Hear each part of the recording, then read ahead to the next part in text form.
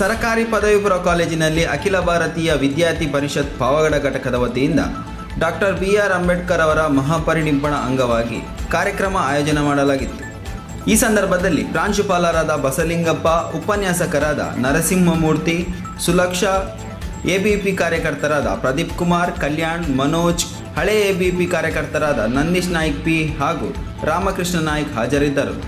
ವರದಿ ನಂದೀಶ್ ನಾಯ್ಕ್, ಪಾವಗಡ. ನಾವು ಈ ರೀತಿ ಇಲ್ಲಿ ಗೋಡೆ ಬಳಿ ಕೂತಿದ್ದೀವಿ ಅಂತಂದ್ರೆ ಅವರು ಡಾಕ್ಟರ್ BR ಅಂಬೇಡ್ಕರ್ ಅವರು ಕೊಟ್ಟಿರೋ ಸಂವಿಧಾನದಿಂದಲೇ. ಸಂವಿಧಾನ ಸ್ವಾತಂತ್ರ್ಯ ಬಂದು 100 ವರ್ಷಗಳಾದ್ಮೇಲೆ ನಮಗೆ ಸಂವಿಧಾನವನ್ನು ಕೊಟ್ಟಿದ್ದು ಡಾಕ್ಟರ್ BR ಅಂಬೇಡ್ಕರ್ ಅವರು ಸತ್ತಿರೋ ದಿನವನ್ನ ನಾವು ಪುಣ್ಯಸ್ಮರಣೆ ದಿನವನ್ನು ಆಗಿ ಆಚರಣೆ ಮಾಡ್ತೀವಿ.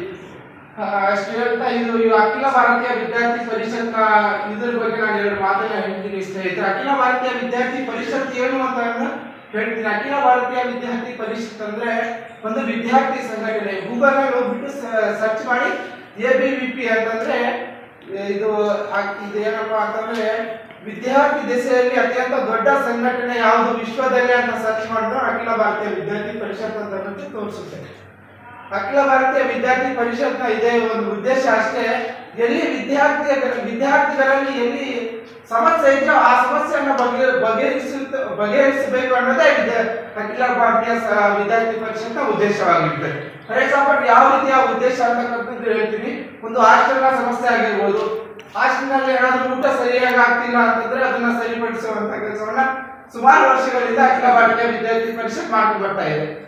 ಇನ್ನೊಂದು ಬಸ್ ಸಮಸ್ಯೆ ಆಗಿರ್ಬೋದು, ಮತ್ತೆ ಎಕ್ಸಾಮ್ ಸ್ವಲ್ಪ ಓದಿರಲ್ಲ, ಮೊನ್ನೆ ಕೋವಿಡ್ ಸಂದರ್ಭದಲ್ಲಿ ಎಲ್ಲೆಲ್ಲಿ ಇದ್ದಿದೆಯೋ ಸ್ವಯಂ ಪ್ರೇರಿತವಾಗಿ ಇದು ಅಮೌಂಟ್ ನ ಕಲೆಕ್ಟ್ ಮಾಡಿಬಿಟ್ಟು ಅಖಿಲ ಭಾರತೀಯ ವಿದ್ಯಾರ್ಥಿ ಪರಿಷತ್ ಅವರು ಫುಡ್ ಕಿಟ್ ಆಗಿರ್ಬೋದು, ಮಾಸ್ಕ್ ವಿತರಣೆ, ಸ್ಯಾನಿಟೈಸೇಷನ್ ಎಲ್ಲ ಮಾಡಿದ್ರು. ಅದೇ ರೀತಿಯಾಗಿ ಇವಾಗ ಪಾವಗಡದಲ್ಲಿ ಕೂಡ ನಮ್ಮ ಸ್ನೇಹಿತರು ಹೊಸಬ್ರಿಗೆ ನನಗೂ ಗೊತ್ತಿಲ್ಲ, ಈಗ ತಾನೇ ನನಗೆ 10 ಫೋನ್ ಮಾಡಿದ್ರು, ಈ ಕಾರ್ಯಕ್ರಮ ಇದೆ ಅಂತ ಹೇಳಿ ಬಂದೆ. ಅವರು ಕಾಂಟ್ಯಾಕ್ಟ್ ನಂಬರ್ನ ತಗೊಳ್ಳಿ, ನಿಮ್ಮ ಏನಾದರೂ ಸಮಸ್ಯೆಗಳಿದ್ರೆ ಹೇಳ್ಕೊಳ್ಳಿ, ಅವರು ಬಗೆಹರಿಸುವಂತ ಕೆಲಸವನ್ನ ಮಾಡ್ತಾರೆ. ಅಂಬೇಡ್ಕರ್ ಅವರು 1981 ಏಪ್ರಿಲ್ 14ರಂದು ಜನಿಸಿದರು. ಮಹಾರಾಷ್ಟ್ರದ ಮಿಲಿಟರಿ ಎಂಬ ಕ್ಯಾಂಪ್ನಲ್ಲಿ ಜನಿಸಿದರು. 14ನೇ ಮಗುವಾಗಿರುವಂತಹ ನಮ್ಮ ಅಂಬೇಡ್ಕರ್ ಅವರು. ಅದೇ ರೀತಿ ನಮ್ಮ ಅಂಬೇಡ್ಕರ್ ಅವರು ಕೂಡ ಇದೇ ರೀತಿ ಸಣ್ಣ ಸಣ್ಣ ಸ್ಕೂಲ್ಗಳಲ್ಲಿ ಓದಬೇಕಾದ್ರೆ ಕೆಳಜಾತಿಯಲ್ಲಿ ಹುಟ್ಟಿರುವಂತಹ ನಮ್ಮ ಅಂಬೇಡ್ಕರ್ ಅವರು ವೈಶ್ಯರಾಗಿರ್ಬೋದು, ಕ್ಷತ್ರಿಯರಾಗಿರ್ಬೋದು, ಎಷ್ಟೇ ಕಷ್ಟಪಟ್ಟರು ನಮ್ಮ ಅಂಬೇಡ್ಕರ್ ಆಗಿರುವಂತಹವರು ಸಹಿಸಿಕೊಂಡು ಅವ್ರ ಜೀವನವನ್ನು ಹೇಗೆ ರೂಪಿಸ್ಕೊಂಡಿದ್ದಾರಂತೆ, ವಿದ್ಯಾಭ್ಯಾಸವನ್ನು ಕಲಿತು ನಮಗೆ ಪರಿನಿರ್ವಾಣ ದಿನ ಅಂತೇಳಿ ಎಲ್ಲ ಕಡೆ ಕೂಡ ಶಾಲಾ ಕಾಲೇಜುಗಳಲ್ಲಿ ಆಚರಣೆ ಮಾಡುವ ಪರಿಪಾಠ ಇತ್ತೀಚೆಗೆ ಬಹಳನೇ ಬಂದಿರ್ತಕ್ಕಂಥ ಖುಷಿಯ ವಿಚಾರ. ಅಂಬೇಡ್ಕರ್ ಜಗತ್ತನ್ನು ಕಂಡಂತ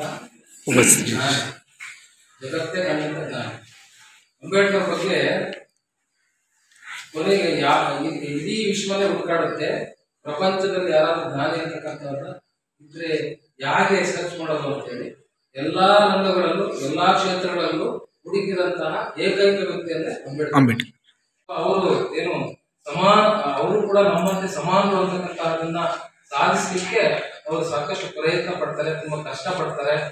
ಮತ್ತೆ ಅವರು ಕೂಡ ಶಿಕ್ಷಣವನ್ನ ಪಡೆಯುವ ಸಂದರ್ಭದಲ್ಲಿ ಪ್ರತಿ ಕಡೆಯಿಂದಲೂ ಕೂಡ ಸಾಕಷ್ಟು ಸಮಸ್ಯೆಗಳನ್ನ ಎದುರಿಸ್ತಾವೆ.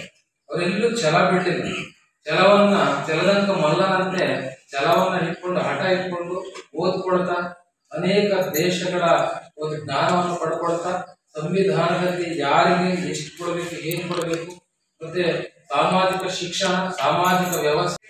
ಬಟ್ ABVP ಅವರ ಈ ಪ್ರಯತ್ನ ಏನಿದೆ ಇದು ಖುಷಿ ಕೊಟ್ಟಿದೆ. ಏನು ಅಂತಂದ್ರೆ ನಮ್ಮ ಮಕ್ಕಳಿಗೆ ವಿವೇಕಾನಂದ ಸ್ವಾಮಿಯವರ ಬಗ್ಗೆ ಆಗಲಿ ಅಥವಾ BR ಅಂಬೇಡ್ಕರ್ ಬಗ್ಗೆ ಆಗಲಿ ಅವ್ರ ಬಗ್ಗೆ ತಿಳಿಸ್ಕೊಡ್ತಾ ಇದ್ದೀರಾ ಅಂತಂದ್ರೆ that is something to be appreciated. ಏನ್ ಹೇಳೋದು ಒಳಿತು ಅಂತಂದ್ರೆ ನಾವು ಪ್ರತಿದಿನ ಒಂದಷ್ಟು ಕನ್ನಡ, ಇಂಗ್ಲಿಷು, PCMB ಒಂದಷ್ಟು ಕಲ್ತ್ಕೊಂಡು ಹೋಗ್ತೀವಿ. ಬಟ್ ಎಲ್ಲಾ ಕಡೆನಲ್ಲಿ ಎಲ್ಲಾ ಪ್ರಯತ್ನಗಳು ನಮ್ದು ಏನಾಗಿರ್ತವೆ ಅಂತಂದ್ರೆ ಪರೀಕ್ಷೆನಲ್ಲಿ ಮಾರ್ಕ್ ಅನ್ನ ಪಡೆಯೋದ್ರ ಬಗ್ಗೆ ಇರುತ್ತೆ. ಬಟ್ ಜೀವನವನ್ನ ರೂಪಿಸ್ಕೊಳ್ಳೋದಕ್ಕೆ ಅದನ್ನ ಹೊರತುಪಡಿಸಿ, ಯಾಕಂದ್ರೆ ಎಲ್ಲರೂ ಓದಿರೋ ಫೀಲ್ಡ್ ಅಲ್ಲೇನೆ ಲೈಫ್ ಅನ್ನ ಸೆಟ್ ಮಾಡ್ಕೊಳ್ಳೋದಿಲ್ಲ. ಸೊ ಲೈಫ್ ಹೇಗೆ ಇರಲಿ, ವಿಜ್ಞಾನವನ್ನ ಕಲಿತಾ ಕಲಿತಾ ಒಂದಷ್ಟು ಸುಜ್ಞಾನವನ್ನ ಕೂಡ ಕಲಿಬೇಕು ನಾವು. ಯಾವತ್ತೂ ಹೇಳ್ತೀವಿ ಎಜುಕೇಶನ್ ಏನಕ್ಕೆ ಬೇಕೋ ಅಜ್ಞಾನವನ್ನ ತೊಡೆದು ಹಾಕೋದಕ್ಕೆ. ಸೊ ಅಜ್ಞಾನದಿಂದ ಹೊರಗೆ ಬರೋದಕ್ಕೆ ಪ್ರಯತ್ನ ಪಡ್ತಾ ಇದ್ದೀವಿ.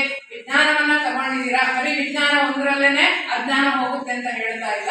ಅದ್ರ ಜೊತೆಗೆ ಯಾವುದೇ ಫೀಲ್ಡ್ ಆಗಿ ನಮ್ಗೆ ವಿಜ್ಞಾನನೂ ಇರ್ಬೇಕು, ಅದಕ್ಕಿಂತ ಮೇಲಿಂದು ಸುಜ್ಞಾನ ಇರಬೇಕು. ಸೊ ಒಳ್ಳೇದನ್ನ ಕಲಿಬೇಕು, ಒಳ್ಳೇದನ್ನ ಬಯಸ್ಬೇಕು, ಒಳ್ಳೇದನ್ನ ಮಾಡ್ಬೇಕಾಗಿ ಬರುತ್ತೆ. ಸೊ ಅದಕ್ಕೋಸ್ಕರ ನಿಮ್ಗೊಂದು ದಾರಿದೀಪ ಬೇಕು ಅಂತಂದ್ರೆ ನಮ್ಮ ಭಾರತ ಭೂಮಿನಲ್ಲಿ ಅಂತಹ ಮಹನೀಯರಿಗೆ ಕೊರತೆ ಇಲ್ಲ.